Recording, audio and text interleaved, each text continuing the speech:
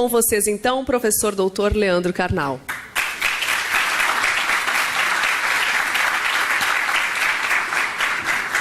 Bem, boa tarde. Um grande prazer, aceito o convite de vir à capital do meu estado. Apesar de estar com uma agenda que era caótica há alguns anos, agora é demente, insana, esquizofrênica. Estava hoje no interior de São Paulo, venho para cá, à noite estarei no Teatro Municipal de São Paulo, amanhã estarei em Curitiba e à noite estarei na Tailândia, ou indo para a Tailândia. E nesse meio tempo, inclusive, de vez em quando, comendo algo e fazendo. O tema que me deram para, durante essa hora, falar é um tema muito rico, daria muito tempo. Desci correndo do aeroporto, apressado, entrei no Plaza São Rafael, havia um congresso sobre diabetes, e eu quase entrei no congresso e comecei a dar a palestra. E nós vivemos em mundos líquidos onde talvez ninguém notasse a diferença. E alguém de diabetes falaria aqui, também ninguém notaria isso. Então, vou começar fazendo uma tarefa que é típica de historiador, que é a minha área central. Localizar onde nós estamos, de onde nós falamos, qual é o ponto que nos afeta neste momento. Nós vivemos um mundo que, segundo um grande intelectual que eu tive o privilégio de entrevistar, professor Zygmunt Bauman, mais de 90 anos de idade, mais de 40 livros publicados, fugiu da Polônia para a Inglaterra e lá mora há quase 5 décadas. O professor Bauman traduziu todas as angústias, transformações e características deste mundo com a metáfora de mundo líquido. Vivemos num mundo sem forma, um mundo distinto daquele que provavelmente nos formou. Aqueles que, como eu, têm mais idade, vieram de um mundo sólido. Minha mãe não tinha dúvida em São Leopoldo a nos educar. Por exemplo, batia sem culpa. Não havia trauma infantil naquela ocasião. Éramos chantilly, bate que cresce. Quanto mais batesse, mais cresceria. Também não havia bullying, a gente tinha que correr mesmo, não tinha bullying, tinha que fazer a sua própria gangue se quisesse fazer algo. Não havia nada daquilo que caracteriza este mundo. Minha mãe e minha avó, em São Leopoldo, tinham certezas absolutas. Minha avó insistia que eu fizesse concurso na Petrobras. E eu fico imaginando hoje, nesta fase da minha carreira, onde eu estaria se eu tivesse me tornado dirigente da Petrobras hoje, né? Ou rico, ou preso, ou as duas coisas, que é uma novidade recente. O professor Bauman, essa grande cabeça pensante, que eu aspiro muito a chegar, que sai a idade dele com essa capacidade de raciocínio, o professor Bauman descreve tudo isso como um mundo, a partir da metáfora que Marx usou em 1848, onde tudo que é sólido desmancha no ar. Um mundo onde não há mais certezas. O símbolo é aquilo exatamente que acontece neste momento nessa sala. Eu estou falando a pessoas fotografando, outras digitando, outras atualizando o Face e outras... Estou na palestra, kkkk. Ou seja, é isso, este é o mundo. Nosso corpo está aqui e nosso espírito está em muitos lugares. Muitos lugares. Uma das características do mundo líquido é que o aqui e agora não junta mais corpo e alma. Nós não temos mais consciência e presença física neste momento. Nós temos um mundo intermediado pela tecnologia. Um mundo que cada vez mais depende dessa tecnologia. E essa liquidez atinge naturalmente valores. É melhor criar os filhos com grande clareza de princípios? Ou é melhor criar os filhos numa escola um pouco mais construtivista e um pouco mais livre? São dúvidas que nós temos que nossos avós não tiveram. Eu digo como professor, para acalmá-los como pais ou avós, tanto faz, não dá certo de qualquer jeito. Não? Eles irão ao psicólogo por motivos diferentes, só. Se vocês fizerem regras muito claras e muito duras, eles irão ao psicólogo porque a mãe era opressiva. Se vocês não fizerem, eles irão ao psicólogo porque a mãe não dava bola para eles. Não, vocês errarão sempre. Então, não tem jeito. Sintam-se tranquilos porque não tem jeito. Os valores são muito fluidos. E uma das características, para quem como eu, vários aqui se apresentaram e disseram que eram professores, os alunos de hoje tiraram o conceito de autoridade e passam a considerar que tudo é uma questão de opinião. Eu dou a eles um texto do maior filósofo da história moderna para a contemporânea, Immanuel Kant. Eles leem 3 parágrafos, eles têm 18 anos, e eles dizem, não concordo. Kant. Ou seja, eu digo a eles, daqui a 30 anos, lendo em alemão todos os dias Kant, você poderá dizer, eu entendi. E nos próximos 30, talvez no fim da vida, dizer, acho que não concordo. Mas eles já não concordam com 18 anos. Ou seja, nós temos um mundo que diluiu valores como autoridade. E a única coisa que eu lamento nessa transformação é que eu fui aluno quando os professores tinham toda a razão. E hoje eu sou professor quando os alunos têm toda a razão. Eu nunca peguei um momento bom nessa história, né? Eu nunca gostaria de ter sido aluno agora ou ter sido aluno, professor, há 50 anos. A globalização é uma realização. Eu já falei em texto e já falei na TV Cultura que a minha avó era o modelo da mulher não globalizada. Quando eu voltei do pós-doutorado no México, disse ela, vó, os mexicanos comem abacate com sal. E minha avó constatou, isso dá diarreia. E eu disse a ela, vó, o Brasil é o único país do mundo que come abacate com açúcar. Em todo o planeta Terra se come abacate com sal. Minha avó então concluiu, o mundo não sabe que dá diarreia. Não importa o que eu dissesse, ela tinha certezas. As certezas dela eram totais. Por que vocês correm quando começou a onda de correr? Por que vocês correm? Por que vocês ficam correndo, não é? Gastando energia? Não, mas é para manter a forma física. Lava a roupa, corta a grama, para ficar correndo. Não? Era absolutamente consciente. Quando o Dr. Cooper disse em São Paulo, há uns 12 anos que eu assisti, disse que correr desgastava as articulações, era melhor andar, a minha avó concluiu, eu sabia, eu sempre soube que isso era assim. Globalização aliada a um individualismo brutal. Basta vocês perguntarem hoje, ao chegarem a casa, perguntarem às pessoas isso. Perguntem ou afirmem, eu estou cansado. E 100% dos senhores ouvirá que resposta? Eu também. Quem está casado há mais de 12 horas sabe que essa é a resposta. Ah, mas eu acordei às 7, eu acordei às 5. Eu tenho uma dor de cabeça, eu tenho um tumor. É uma concorrência permanente. Ninguém ouve ninguém. Somos totalmente individualistas. Qualquer dado que eu enunciar aos senhores, meu mais velho tem 19, eu vou ouvir o quê? O meu tem 17, o meu já tem 22. Ninguém ouve ninguém. Nós somos individualistas e somos obrigados pela primeira vez na história a sermos felizes. Ninguém entra numa entrevista de RH se não for feliz. É a primeira condição de RH, felicidade. Defeitos possíveis. Entrevista de RH, perfeccionismo. Não, mas diga um defeito de verdade, obsessão com horário. Não, mas um defeito mesmo, colocar a empresa acima da família. Esses são os nossos defeitos. Há 100 anos, uma foto batida, e eram raras, ninguém sorria. Porque sorriso fácil era coisa de gente estúpida. Hoje é obrigatório sorrir e ser feliz o tempo todo. E se você não está feliz, há remédios para isso. Porque a tristeza é considerada não um estado de espírito como a melancolia dentro da teoria dos humores, a melancolia, mas é considerado um defeito. A pessoa está triste, faleceu meu pai, você está triste, toma um remédio, mas faleceu o pai, deve estar triste, se não estiver há um problema. Mas na verdade a melancolia é considerada hoje uma doença, ela é tratada. O que na minha geração era criança desatenta, hoje deve ser tratada com Ritalina. Existe déficit de atenção? Sem dúvida, mas ele é raro. O que existe mais é vagabundagem mesmo. Mas a gente medica tudo. Em alguns países medicam mais do que os outros. Onde começou essa mudança com a qual eu introduzi minha fala? Quando, por volta de 1455, Gutenberg, na região que viria a ser a Alemanha, traduziu um princípio chinês que provavelmente ele não conhecia, que era a imprensa com tipos móveis. Se uma Bíblia antes levava anos para ser copiada e iluminada por monges, ela agora pode ser impressa rapidamente. O primeiro livro da história impressa é uma Bíblia. O Brasil tem 2 exemplares dessa Bíblia e o conhecimento começou a se capilarizar, metáfora biológica, ou se atomizar, metáfora física. O que aconteceu no século XV é idêntico ao que acontece hoje com a internet. Ampliação do conhecimento.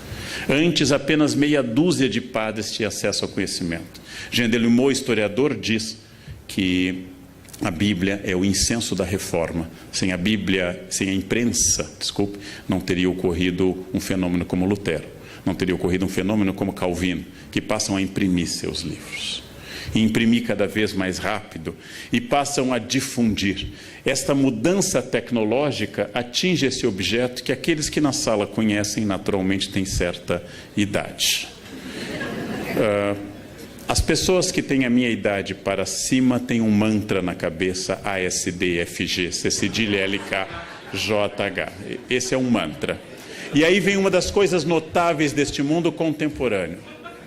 Eu, Leandro, tenho diploma de datilografia. É um dos tantos diplomas inúteis da minha vida.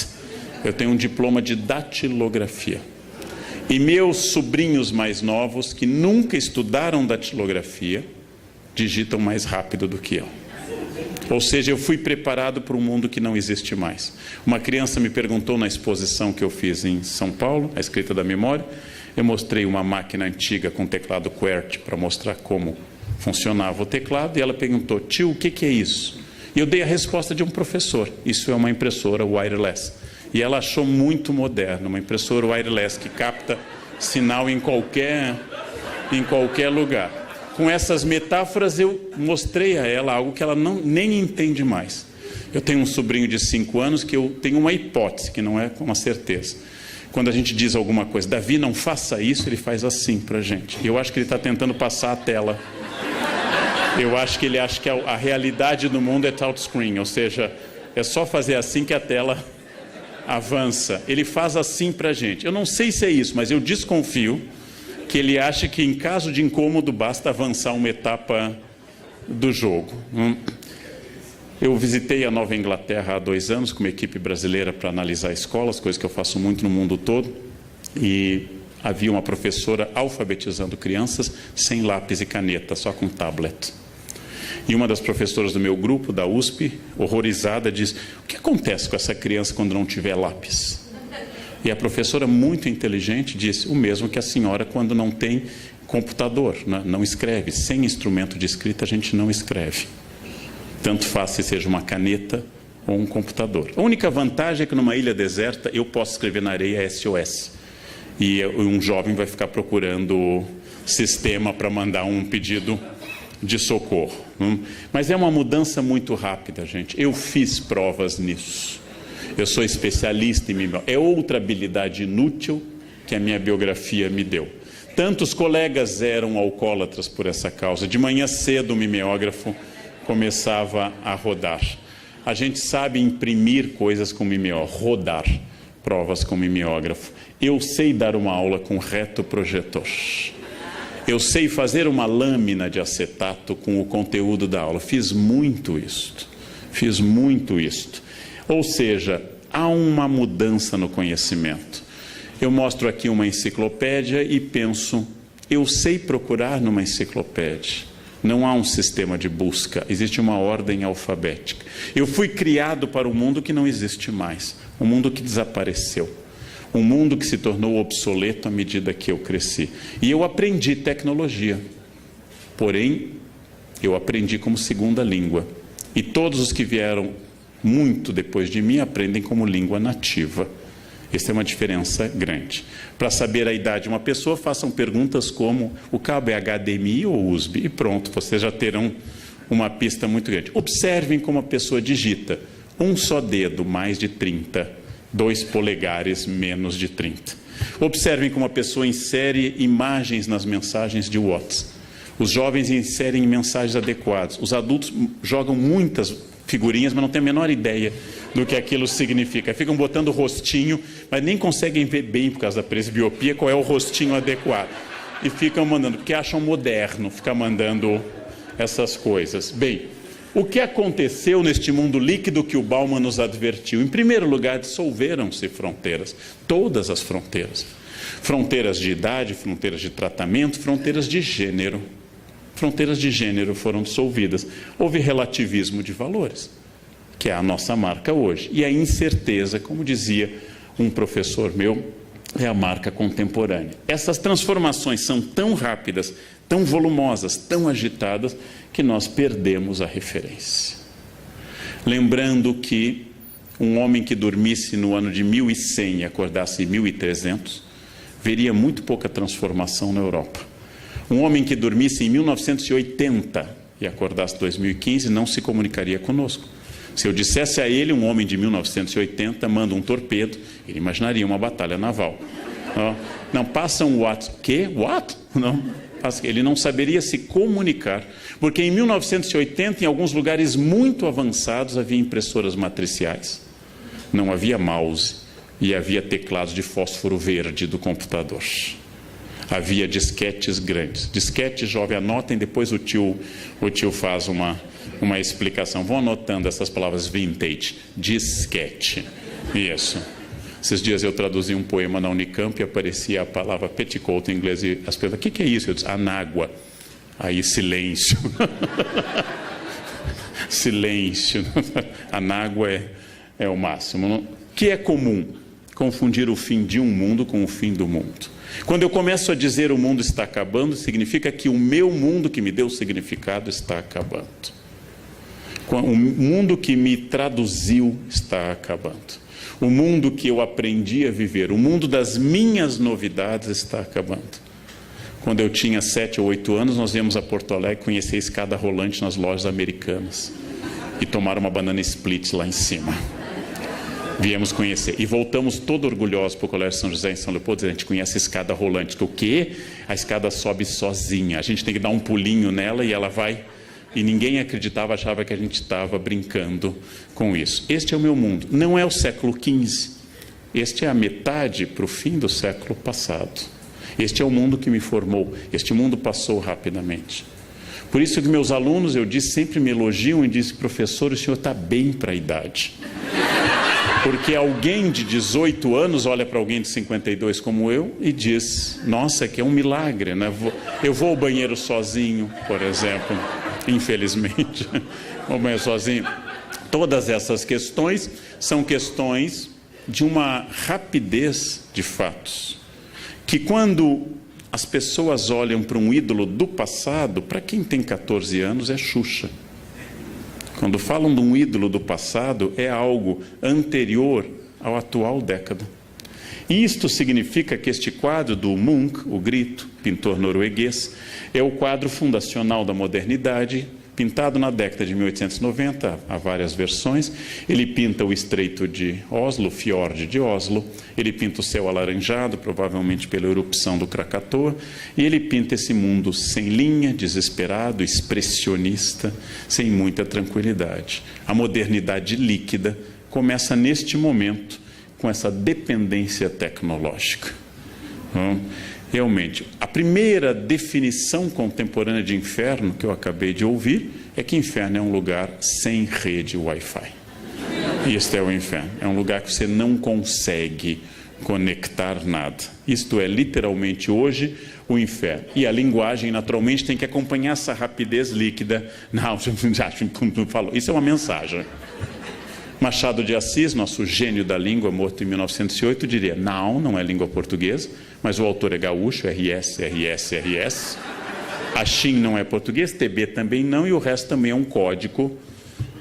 Machado, um dos maiores conhecedores da língua portuguesa, não entenderia essa mensagem. Hoje é exatamente o contrário. A mensagem longa com sujeito e predicado, com muitos períodos marcados pela subordinação, é incompreensível a alguém jovem. Frases de Vieira, textos do Hamlet, são incompreensíveis para um jovem. Porque ele não consegue manter a unidade de compreensão ao longo de mais de 4 orações. É uma mudança estrutural na linguagem. A televisão, eu assessoro a Globo para novelas históricas, a televisão não usa mais orações subordinadas. Usa só coordenadas absolutas assindéticas. Ponto e vírgula desaparece porque não existe mais a possibilidade de escrever longas orações com unidades de sentido distintas. Para eu me comunicar neste mundo, eu tenho que começar a ser sintético e a usar imagens. Senão eu não me comunico. E está surgindo um novo português que não é pior. A língua é um objeto vivo. Um dia foi vossa mercê. No século XIX surgiu você e hoje é VC. É possível que no 22 seja só apenas o V ou só o C. A isso, porque eu tenho que comunicar cada vez mais com menos. Como escreveu minha empregada ano passado, eu guardei o bilhete e disse a ela, vou usar em palestras. Ela me escreveu, professor, nessa quinta eu venho na sexta. É uma mensagem fabulosa, né? É uma mensagem fabulosa. Ela está me dizendo o seguinte, ao contrário do hábito de vir à sua casa às sextas-feiras, às quintas, excepcionalmente nessa, eu virei às sextas. Só que isso é muito comprido. Então é melhor, professor, nessa quinta eu venho... Ela me disse tudo o que tinha a dizer. Isto dentro de linguística não é nem erro de português. Isso é a criação de que a gente chama de uma linguagem, de um familieto, de uma linguagem nova. Eu também posso dizer que está surgindo uma unificação verbal. Uma moça do Correio em São Paulo, quando eu disse eu tenho que despachar isso para cá, isso para outro país, isso, e eu perguntei, você entendeu? Ela olhou para mim e disse, entendeu. Ela está unificando o tempo verbais. Aquele sofrimento que eu entendesse, que tu entenderias, eu entenderei. Essas complicações vão... Eu entendeu, tu entendeu, ele entendeu. Ou seja, unidade semântica do pretérito. Acabando com essas bobagens de futuro do presente, pretérito imperfeito, essas coisas que complicam muito a vida. Eu não estou lamentando com isso. Eu não estou lamentando a simplificação do português. Eu não acho que as pessoas eram mais felizes quando usavam subjuntivo. Eu estou comentando que nós estamos numa transformação de velocidade da linguagem, de tipologia da linguagem. Por isso que um ex-professor meu, Baudrillard, dizia que o século XVIII foi o século da Revolução Francesa política, o XIX da Segunda Revolução Industrial e o atual é o da incerteza. A atual revolução é a incerteza. São os alunos que subjetivam tudo. Tudo é subjetivo.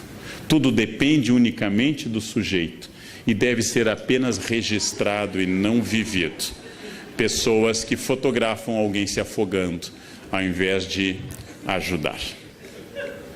Eu fiz uma experiência muito interessante. Eu sempre desligo o celular quando eu começo a trabalhar. Sempre, sem exceção.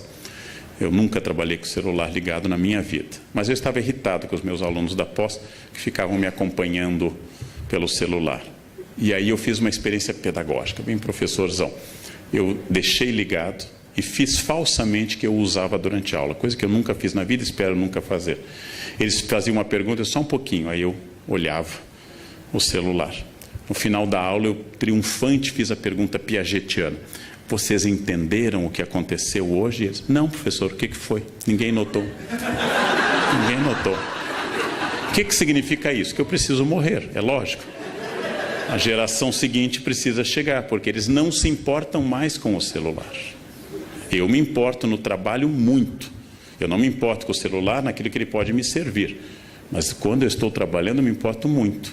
Eu fiz essa experiência que eu contei até num café filosófico, numa reunião com uma arquiteta, e ela atendeu o celular assim que nós sentamos.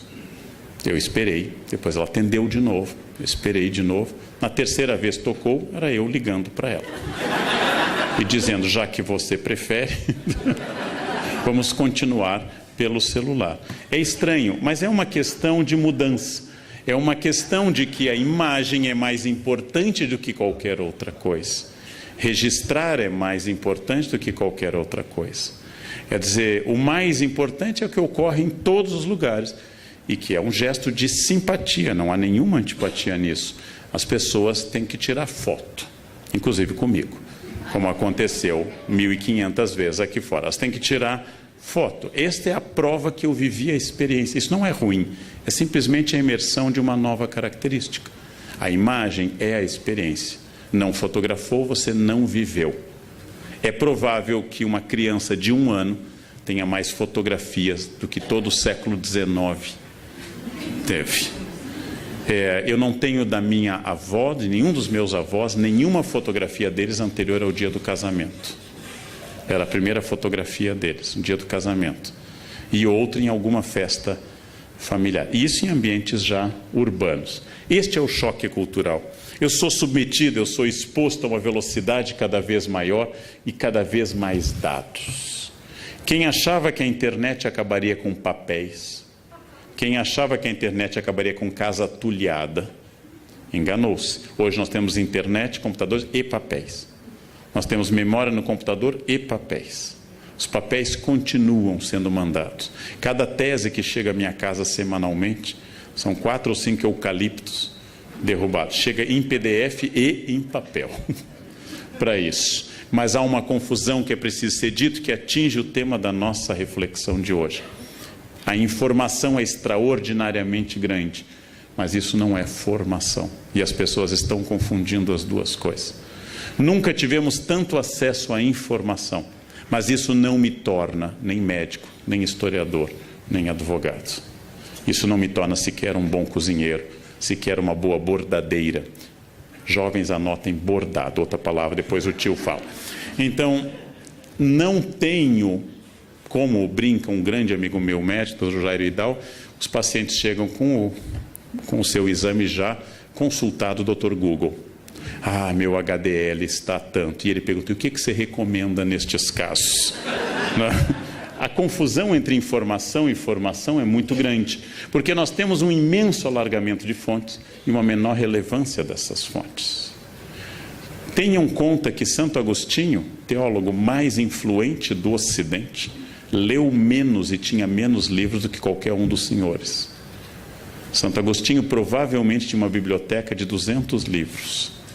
A minha na Unicamp tem 6.000 e é o meu menor depósito.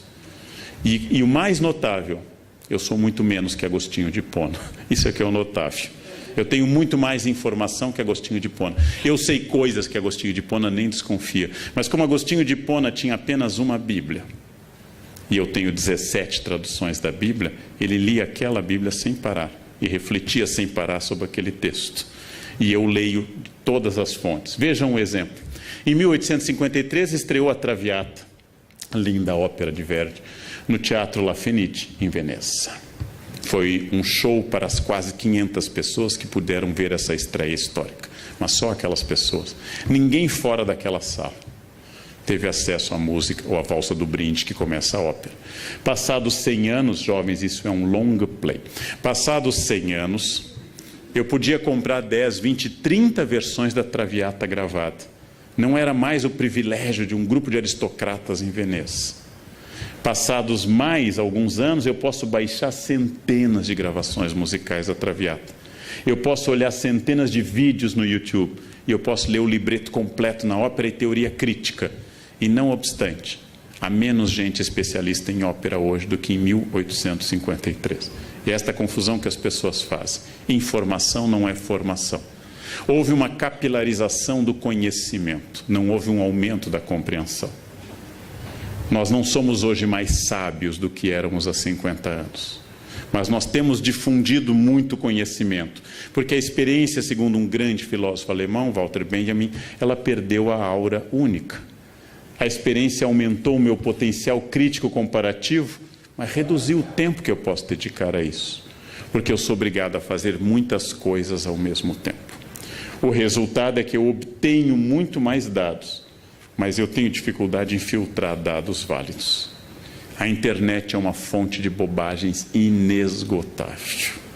A Wikipédia é uma sucessão de asneiras quase indescritível. E não me refiro apenas a erros de datas e de nomes, mas de bobagens mesmo.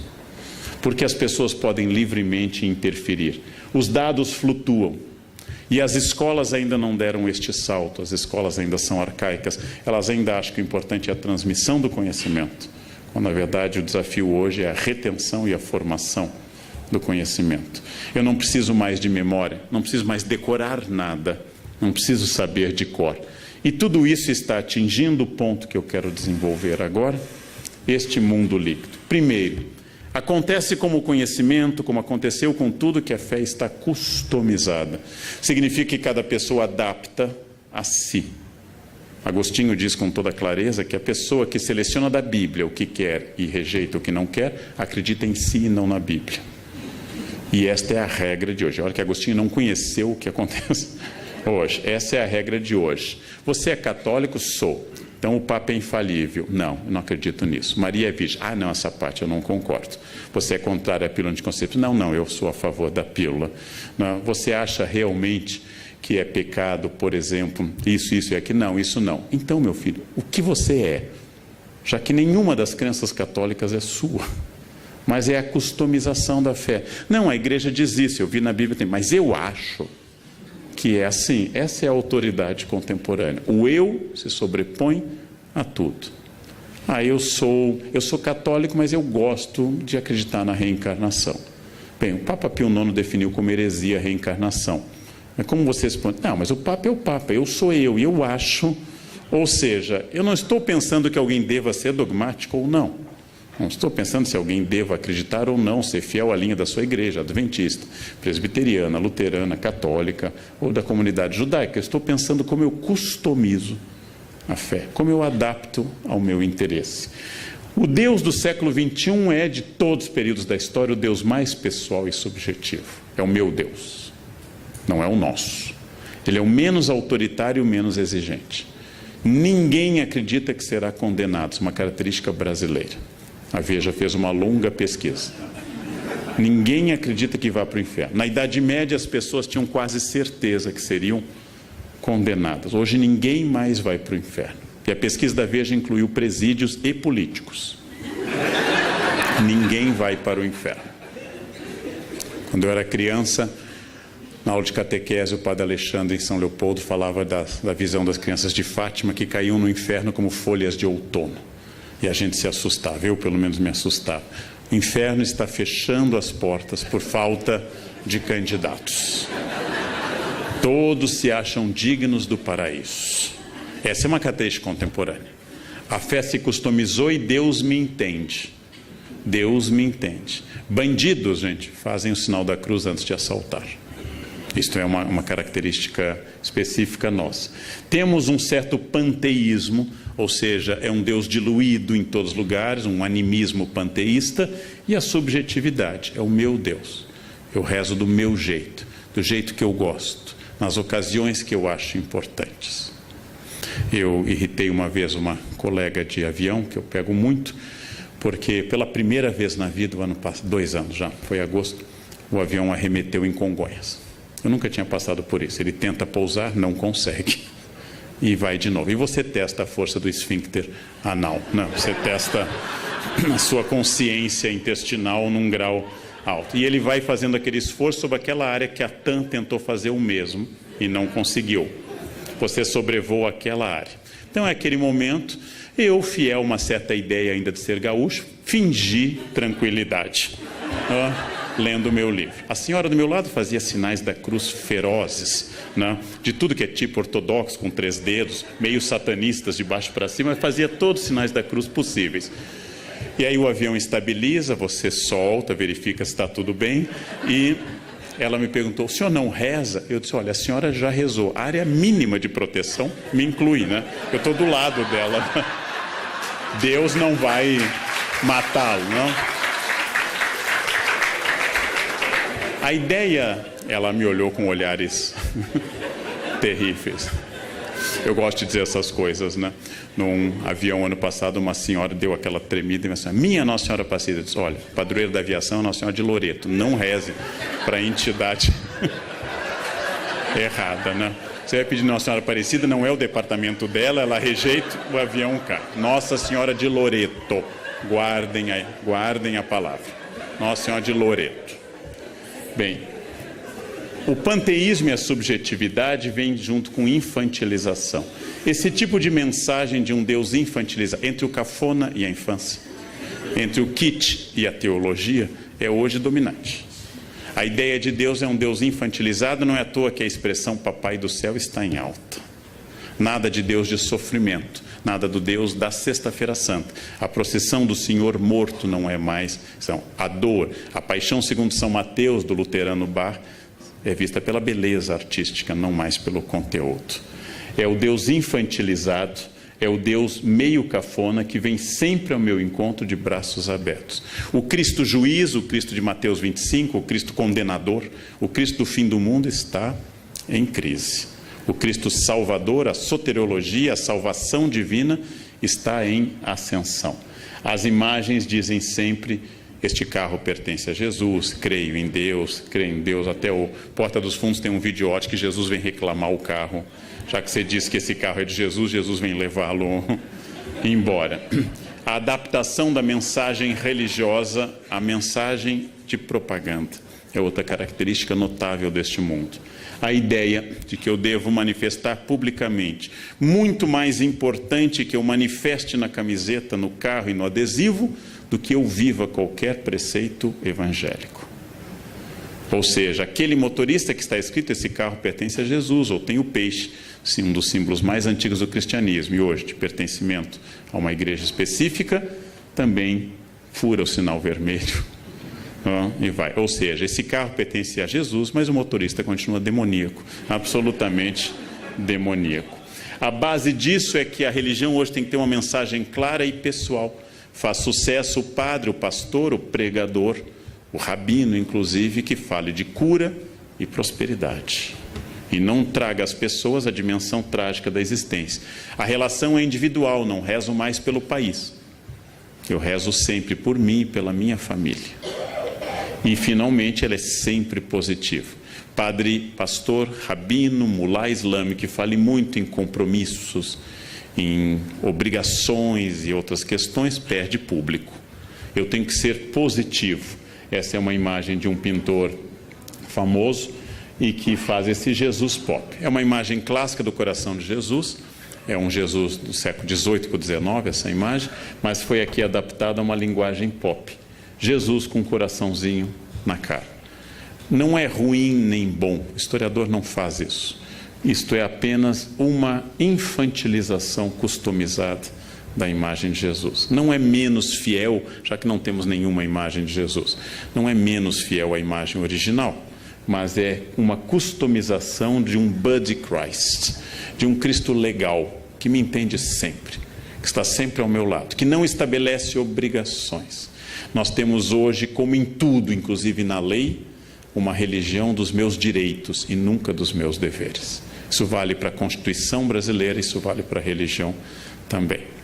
Ser cristão significa que Jesus me protege, óbvio. Mas também significa que há um conjunto de obrigações baseadas nesse compromisso. Isso está embaixo.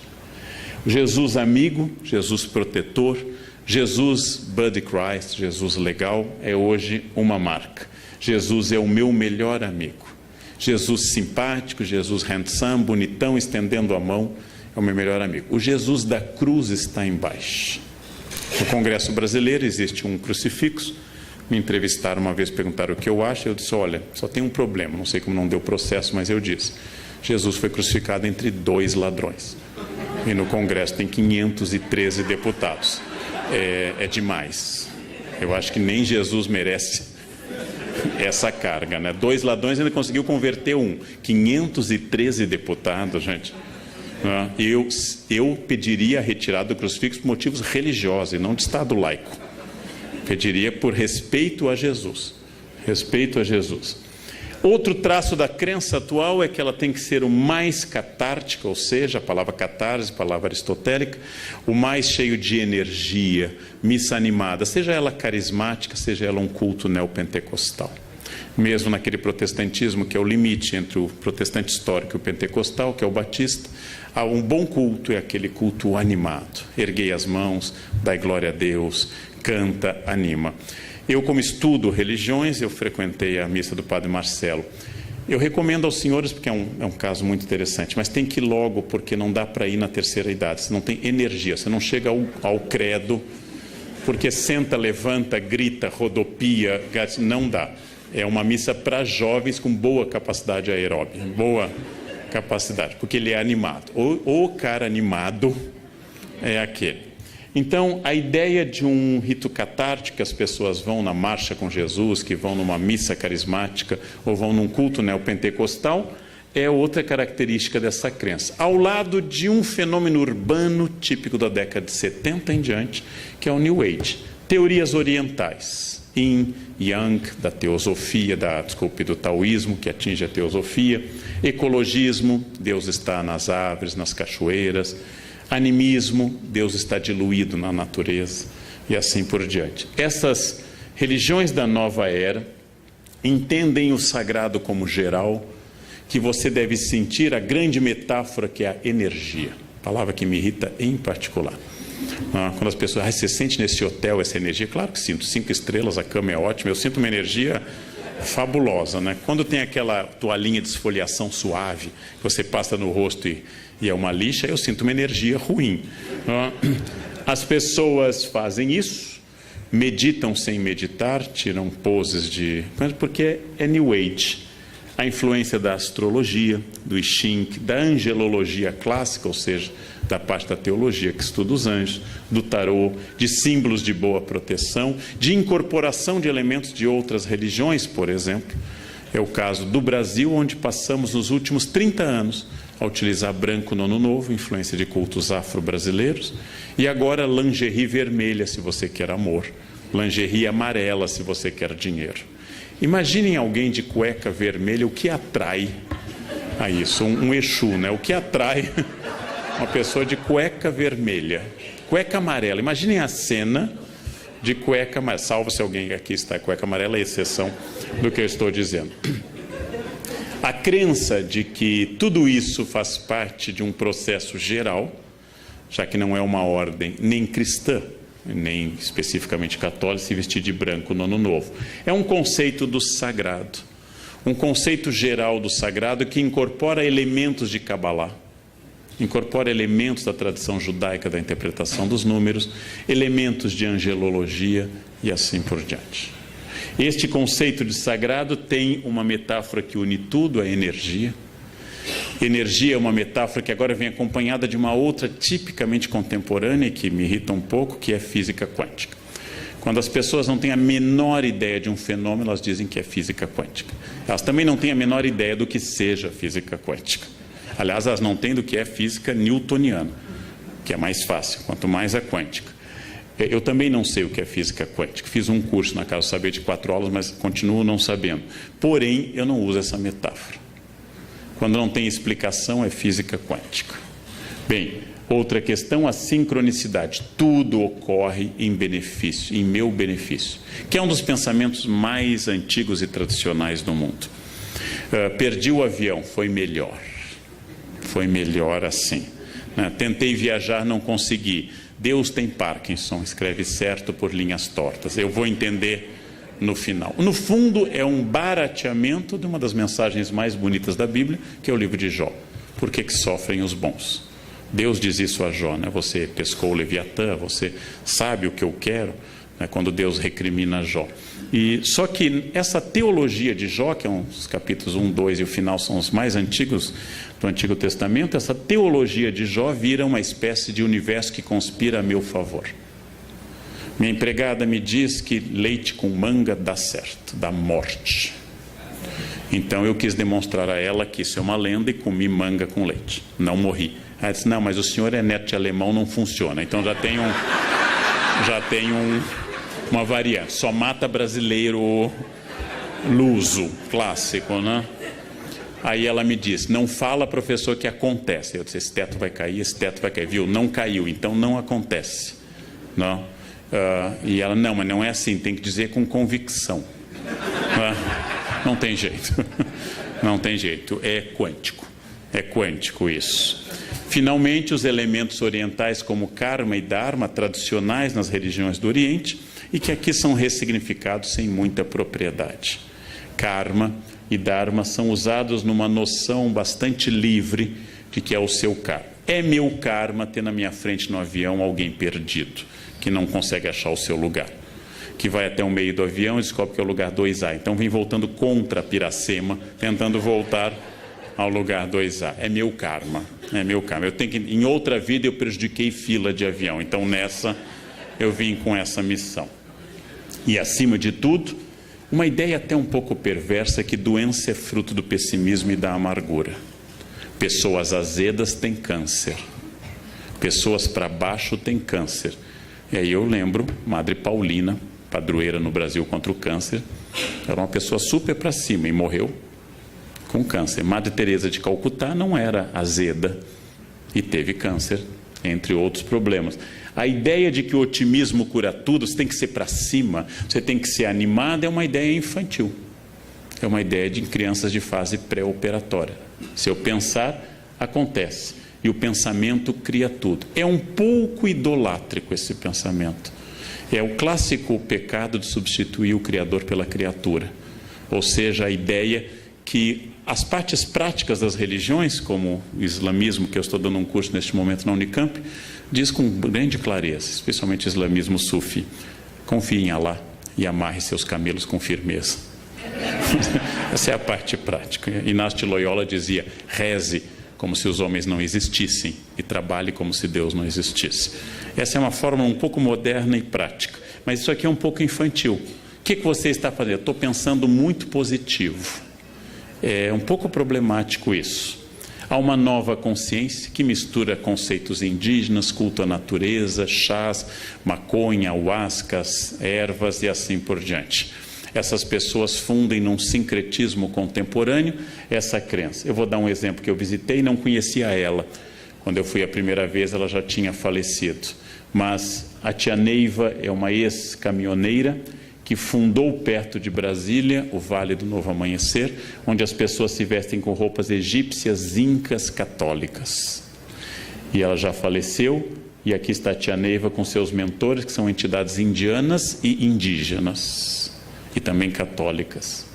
E aqui estão as pessoas que eu fotografei no Vale do Novo Amanhecer, vestidas com roupas ora ciganas, ora que elas atribuem que seja da época de Jesus e assim por diante. Essa comunidade é gigantesca. Então muita gente vai para lá e segue. Essa é uma customização fabulosa que vem acompanhada nas cidades de um outro fenômeno, a teologia da prosperidade.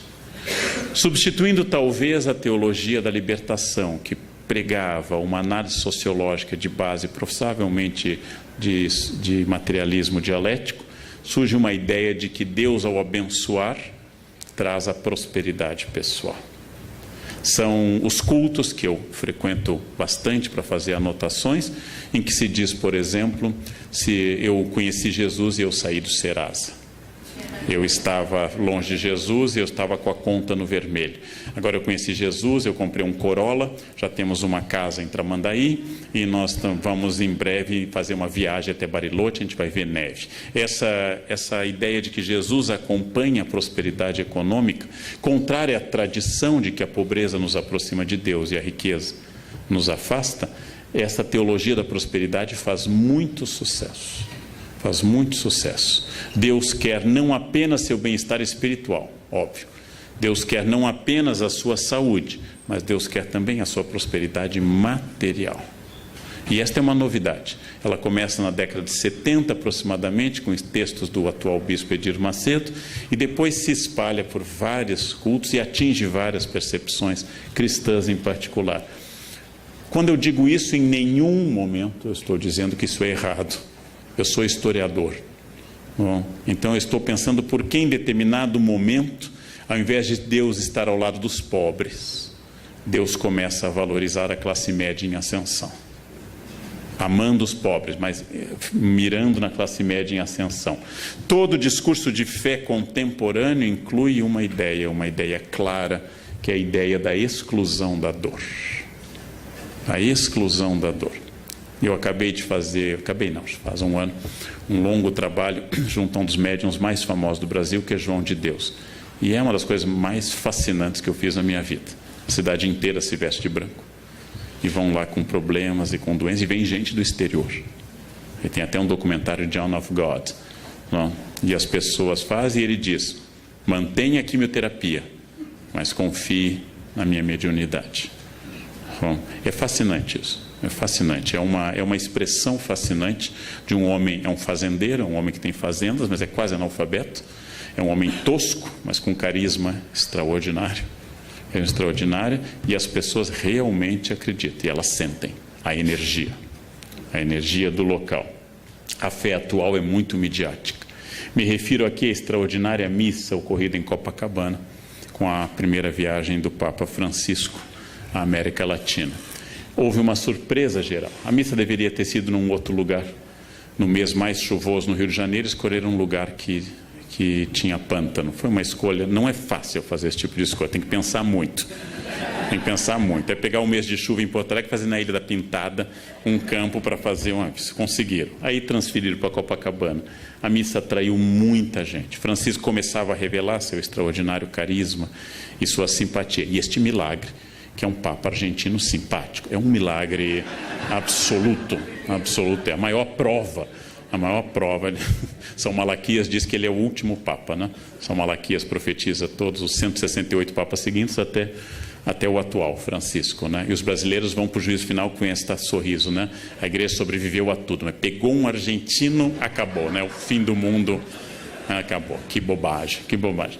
Mas essa fé midiática, esta fé de grandes eventos, Marcha com Jesus em São Paulo, grande evento evangélico, o Círio de Nazaré, o maior evento católico do Brasil em número de participantes, a Missa do Envio, que encerra essas Jornadas Mundiais de Juventude, que devem tanto a João Paulo II, a Bento XVI e também agora a Francisco, eles são movimentos muito impactantes.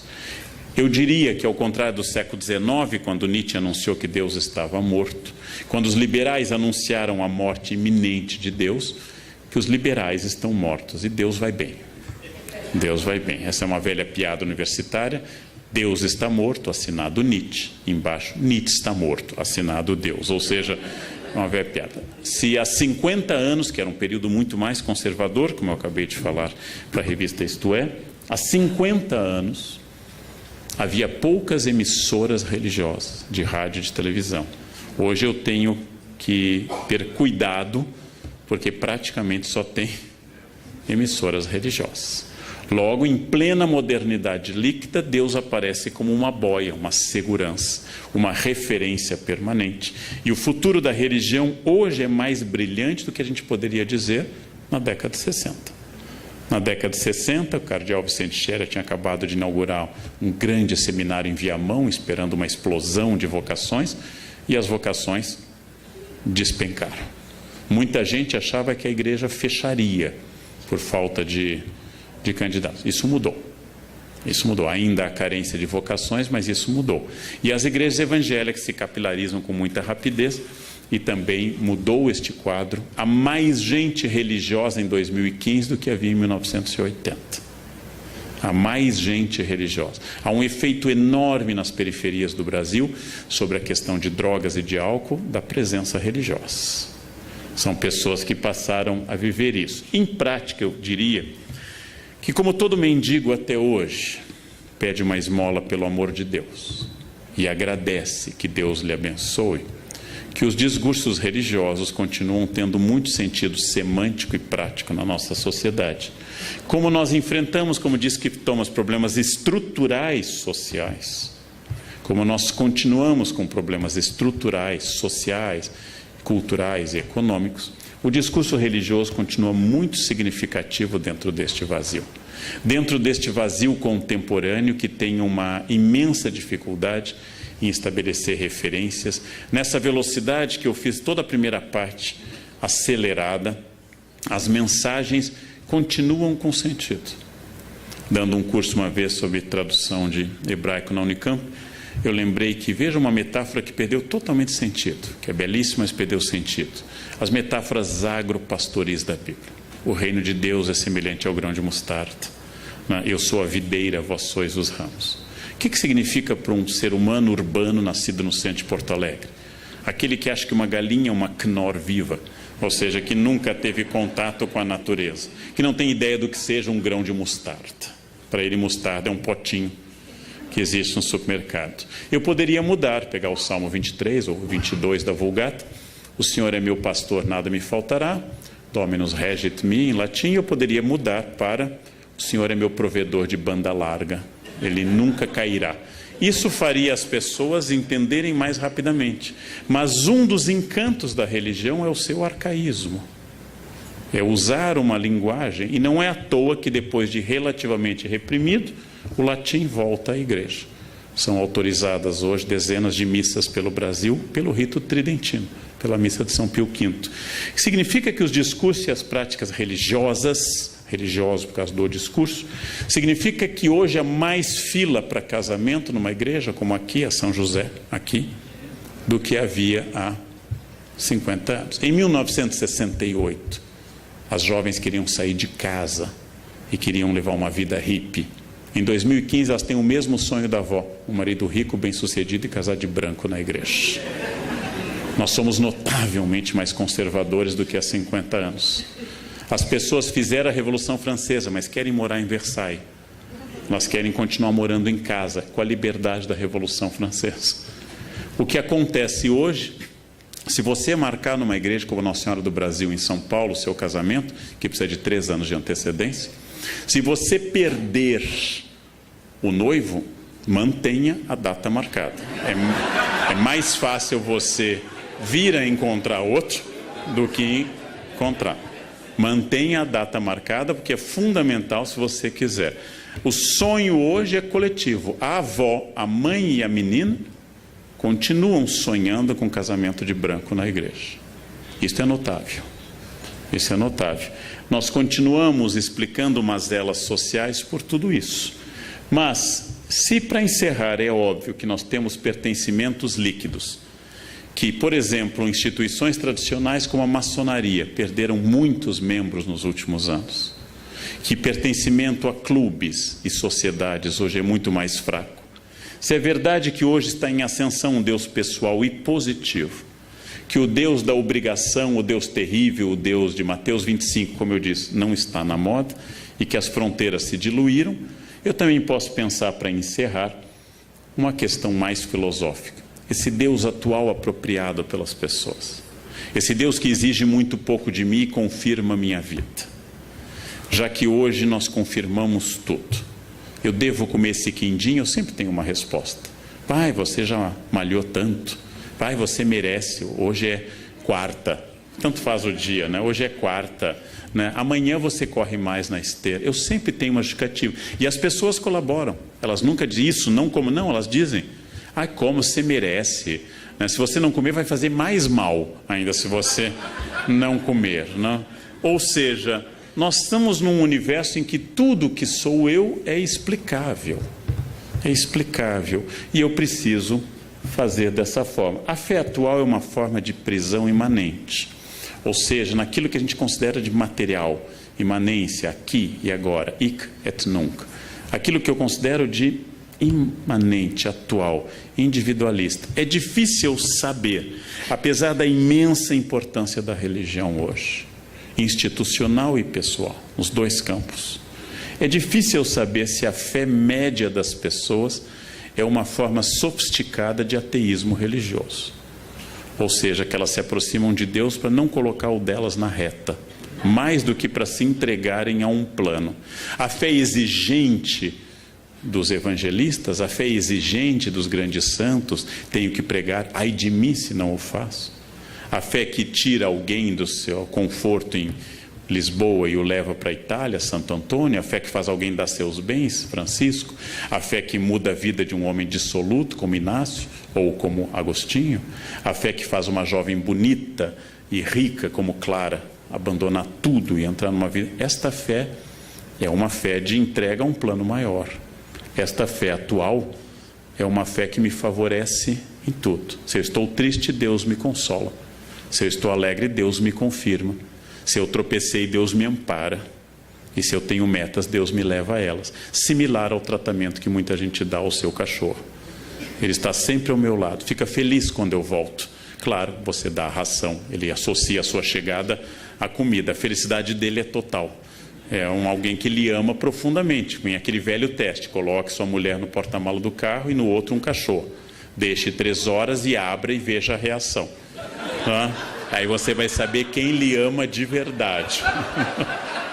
O cachorro que você colocou vai ficar super feliz que você abriu o porta-malas. As mulheres raramente interpretam isso como felicidade. O que significa isso? É mais uma vez essa contradição que eu trabalhei ao longo da minha fala. É possível que nós estejamos num dos momentos mais religiosos da história humana.